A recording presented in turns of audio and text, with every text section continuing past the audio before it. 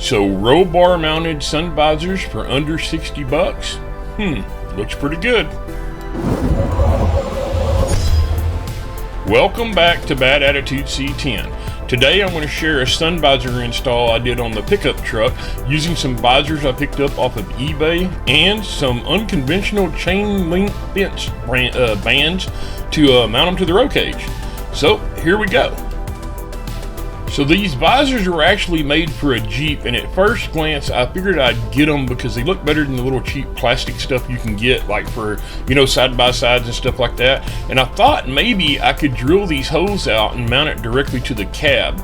But how low down the ridge was where the roll bar was for me to drill them and put them in the cab, it would be in the lip that's double walled for my window bracket. So I kind of passed on that. So what I'm going to do is I'm going to have to use some 1/4-20 hardware and mount these, and I was going to have to do them on the roll bar, but the aluminum brackets I normally use were too wide.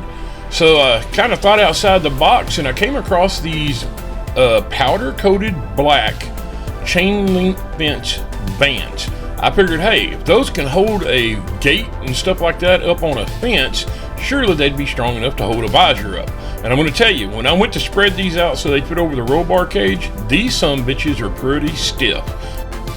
So guys, I know a bunch of y'all are probably thinking that I'm nuts, using a chain link fence bracket on my roll bar to mount these sun visors. But dude, we're talking, I got 10 of these guys for $17.99 plus tax. So it's under 20 bucks. And I'm going to use 4 on the visors. So that means I still got 6 more.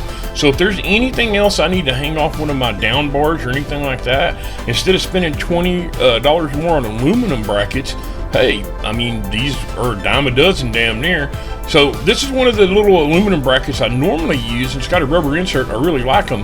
But when you look at how thick the wall is, these thinner chain link fence brackets, I mean, they're going to be really good for the tight fit that I'm, dealing with. So I know they're kind of like make me look like I'm a cheapskate or something, but dude, when you're building on a budget and you need to do stuff, you need to do it. So the first thing I ran into was the holes were not big enough for the 1/4-20 hardware, and I didn't want to use any 1032 or 1024 machine screws because I want it to be heavy duty and I want it to last. So I took the visor over to my trusty, I guess you could say, shaving catching drill press bench, and I drilled them out to where they'd accept the 1/4-20 hardware.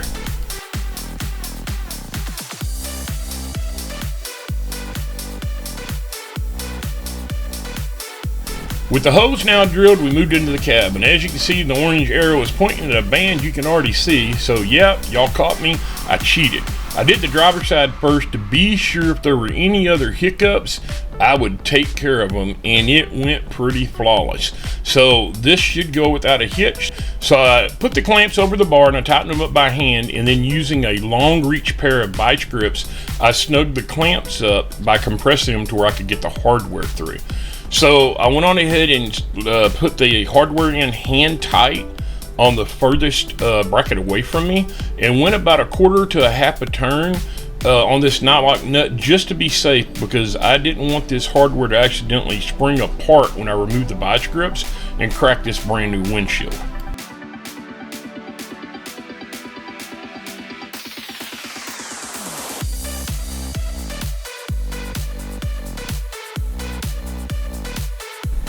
So once that was done, I had to slide the visor over to the driver's side a little bit. That way it'd give me a little bit of room to use the vice grips.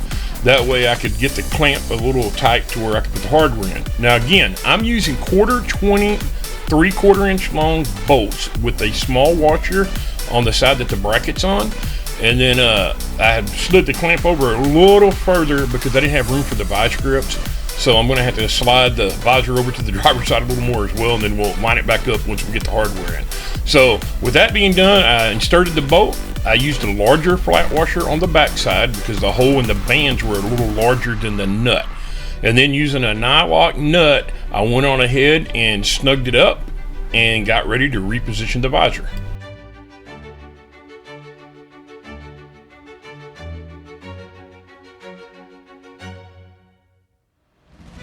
With the hardware now installed, I slid my clamps down as far over as I could, because you got to remember I have a little curvature in my cab, so I can only go so far.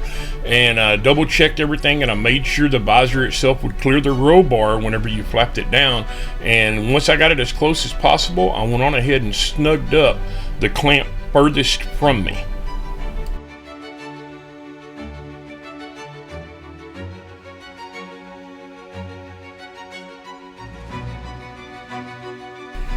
Now guys, I'm not gonna lie, the other nut on the back side of the clamp on the furthest to the right of the cage, man, I could barely find anywhere to get the wrench in to where I could back it up and tighten it.